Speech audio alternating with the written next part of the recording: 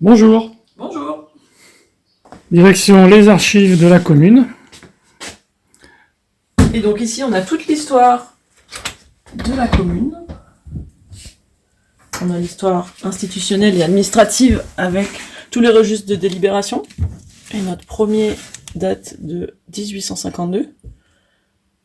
À manier avec précaution puisqu'ils sont Ils sont encore dans leur état naturel. encore dans leur état. Ouais. Les pages sont quand même un petit peu fragiles. On voit la reliure aussi, c'est très fragile.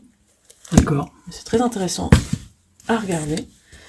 Et donc là, l'histoire des populations, de nos habitants, avec les registres d'état civil, ici du plus ancien au plus récent, à aujourd'hui. Les registres d'état civil, qui étaient les registres paroissiaux à la base, avant qu'il y ait des communes.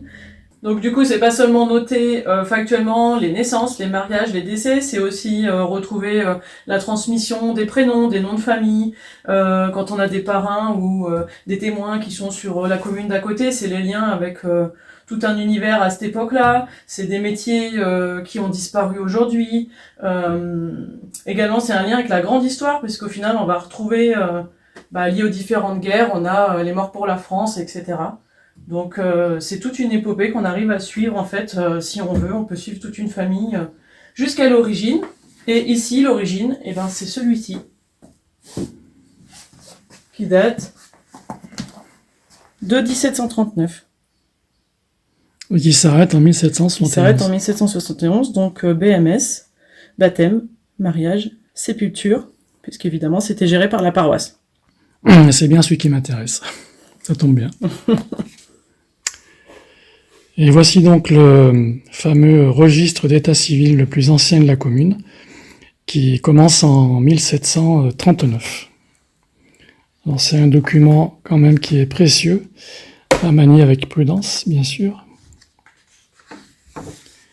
Voilà, et donc il a été relié bien sûr récemment, mais les premiers feuillets qu'on voit ici, datent de 1739.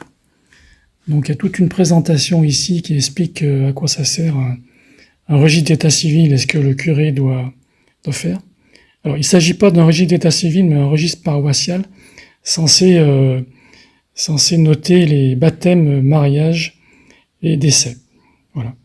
Et donc le premier document qu'on a, voilà, donc un baptême, baptême, éclune haute. Alors ça peut paraître assez difficile à lire comme ça, mais avec un petit peu d'habitude et en zoomant, on arrive quand même à déchiffrer à peu près ce qui est écrit. Donc nous y voilà.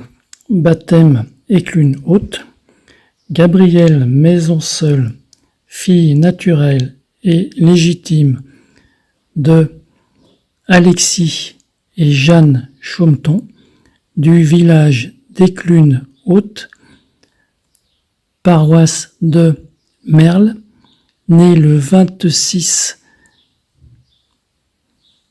a été baptisée le 27 du mois de janvier de l'année 1739, dans ladite paroisse dudit Merle, par moi, vicaire sous-signé. Le parrain a été Simon Faure de Cubel, la marraine Gabrielle Favier de Chanteloube, en présence de